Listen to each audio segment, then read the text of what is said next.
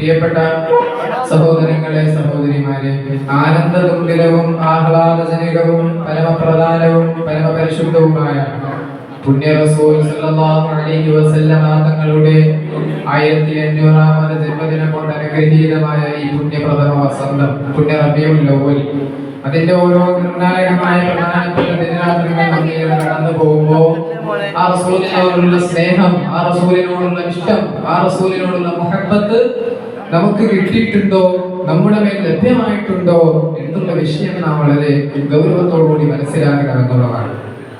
കാരണം പ്രിയപ്പെട്ട മുഅ്മിനീങ്ങളെ, ഒരിക്കലും റസൂൽ സ്വഹാബാക്കളോട് പറഞ്ഞല്ലോ, സ്വഹാബത്തെ എനിക്ക് എന്റെ സഹോദരങ്ങളൊന്ന് കാണണം, സ്വഹാബ എനിക്ക് എന്റെ സഹോദരങ്ങളൊന്ന് കാണണം. ആ സമയത്ത് സ്വഹാബാക്കൾ ചോദിച്ചു, അല്ലയോ നബിയെ, ഞങ്ങൾ അങ്ങയുടെ സഹോദരങ്ങളല്ലയോ, ഞങ്ങൾ അങ്ങയുടെ കൂടെ എപ്പോഴും ഉണ്ടല്ലോ, ഞങ്ങളെ എപ്പോഴും അങ്ങ് കണ്ടുകൊണ്ടിരിക്കുകയാണല്ലോ, ഇനി ആരാണ് നബിയെ സഹോദരങ്ങൾ?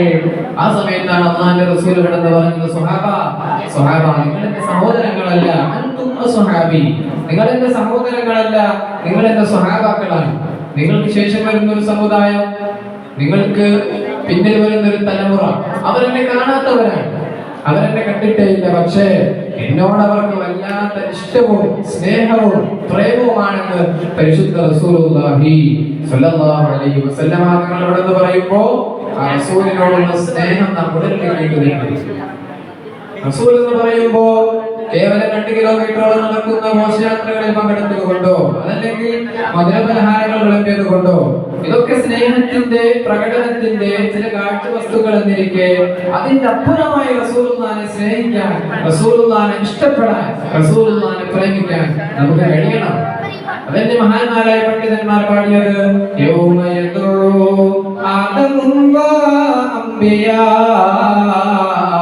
നഫ്സി നഫ്സി നഫ്സി നഫ്സി നഫ്സിയാ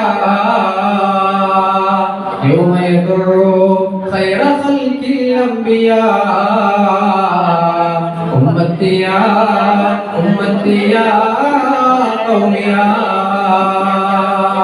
സഹോദരങ്ങളെ, ആരെന്നറിയോ റസൂലുള്ളാഹ്, ആരെന്നറിയോ ഹബീബുള്ളാഹ്. സ്വഹാബാക്കളെല്ലാം ഇങ്ങനെ സംസാരിച്ചു കൊണ്ടിരിക്കുന്നു. അല്ലാഹുവിന്റെ റസൂൽ അതുവഴി ഇങ്ങനെ കടന്നു വന്നപ്പോ സ്വഹാബാക്കൾ പരസ്പരം ഇങ്ങനെ സംസാരിച്ചു കൊണ്ടിരിക്കുന്നു. ഓരോ സ്വഹാബാക്കളും ഓരോ പ്രവാചകന്മാരെ പറ്റി ഇങ്ങനെ പറഞ്ഞു തുടങ്ങി. അവരുടെ സിഫാത്തുകൾ, അവരുടെ വിശേഷണങ്ങൾ ഇങ്ങനെ പറഞ്ഞു തുടങ്ങി. അതിൽ പറയുന്നു, ഇബ്രാഹിം നബി ആരെന്നറിയോ? ഇത്തഖദ മിൻ ഖൽഖിഹി ഖലീലാ. അല്ലാഹു ഇബ്രാഹിമിനെ ഖലീലായിട്ട് തിരഞ്ഞെടുത്തു. എന്തൊരത്ഭുതമാണ്, എന്തൊരത്ഭുതമാണ്. അജബൻ അജബാ, എന്തൊരത്ഭുതമാണ്, എന്തൊരത്ഭുതമാണ്. ഉടനെ മറ്റു സഹാബി പറയുന്നു, മൂസാ നബി ആരെന്നറിയോ? ആരാണ് മൂസാ നബി എന്നറിയോ? അല്ലാഹുവിന്റെ കലിമത്താണ്. തൂർ സീനാ പർവതത്തിന്റെ മുകളിൽ കയറിയിട്ട് അല്ലാഹുവിനോട് സംസാരിച്ച പ്രവാചകനാണ് മൂസാ നബി എങ്കിൽ ഉടനെ മറ്റു സഹാബി പറയുന്നു, ഈസാ നബി ആരാണ് ഈസാ നബി എന്നറിയോ? ഫഈസാ റൂഹുല്ലാഹ്, അല്ലാഹുവിന്റെ റൂഹാണ്, അല്ലാഹുവിന്റെ ആത്മാവാണ് ഈസാ നബി. അവസാനം മറ്റു സഹാബി പറയുന്നുണ്ട്, ആരെന്നറിയോ? ആദം നബി. ആരാണ് ആദം നബി എന്നറിയോ? അല്ലാഹു സ്വർഗ്ഗത്തിൽ ആദ്യമായി പടച്ച പ്രവാചകനാണ് ആദം നബി. സ്വർഗ്ഗത്തിൽ പടയ്ക്കുക, സ്വർഗ്ഗത്തിൽ ഒരു അല്ലാഹു ഇണയെ കൊടുക്കുക. എന്തൊരത്ഭുതമാണ്, എന്തൊരത്ഭുതമാണ്.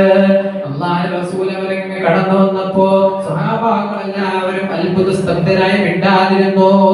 ആ സമയത്ത് അല്ലാഹുവിന്റെ റസൂൽ പറഞ്ഞു, സമിഅതു കലാമക്കും, നിങ്ങളുടെ സംസാരങ്ങളൊക്കെ ഞാൻ കേട്ടു സ്വഹാബ, നിങ്ങളുടെ സംസാരങ്ങളൊക്കെ ഞാൻ കേട്ടു സ്വഹാബ.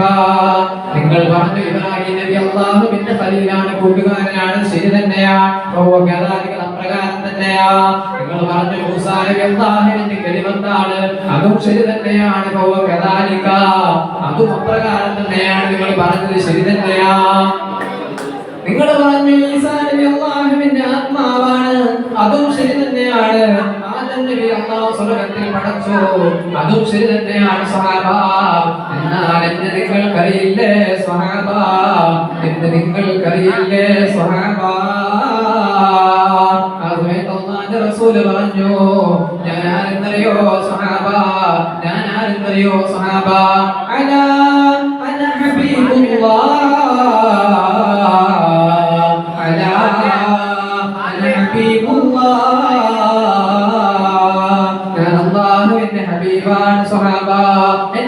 നിങ്ങൾക്കറിയില്ലേ സ്വഹാബ, നിങ്ങൾക്കറിയില്ലേ സ്വഹാബ, നാളെ മഹ്ശറ എന്ന് പറയുന്നൊരു ലോകമുണ്ട്.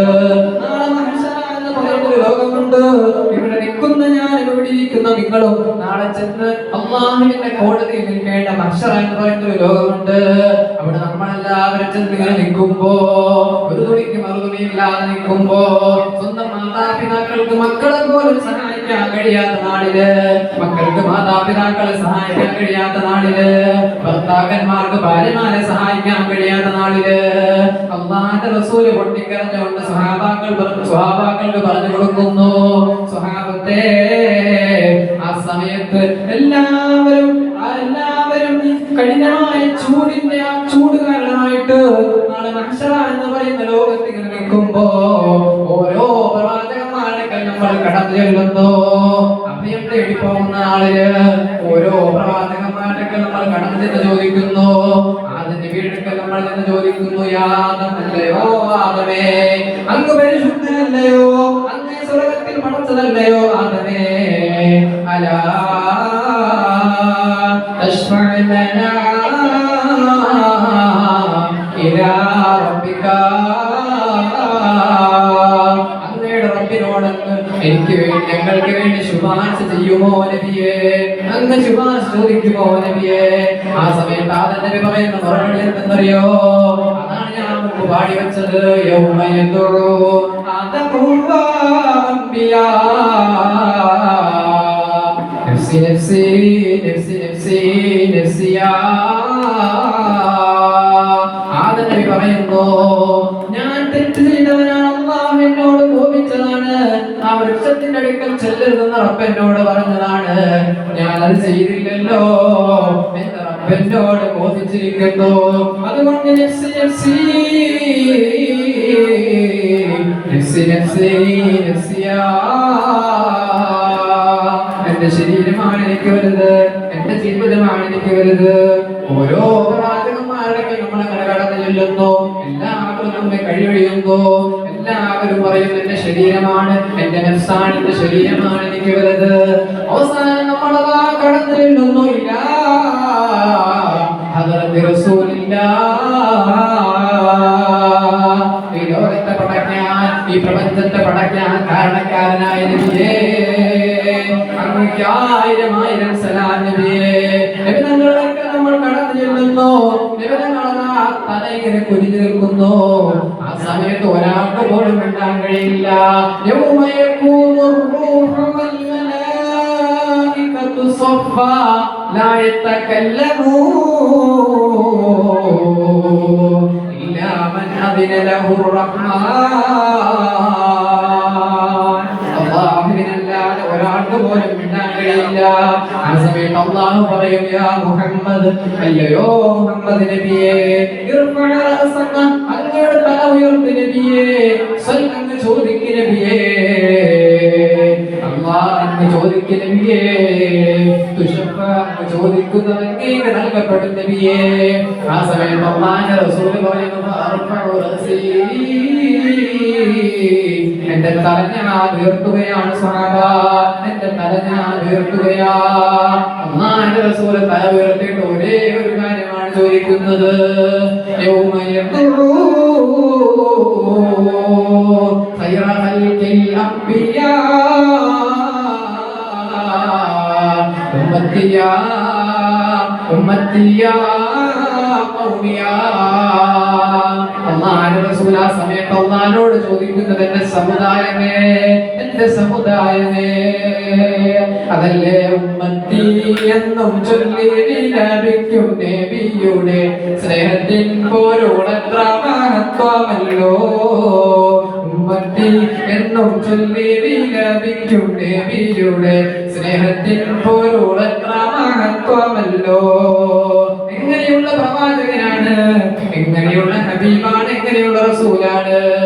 അതിയമൈത്തോ ആണും പെണ്ണിൽ അകലറിവായേ ഇസ്ലാം ആയവരവരില്ല വിഷമറിമകു വാജിബദായേ വാജിബദായേ ഉള്ള ചുവന്ന വെള്ള നിറം നബി നിടവരല്ല അറിവിൻ അല്ല കുറിയവർ നല്ല തടിമുഖം വട്ടനിലാവേ വട്ടനിലാവേ.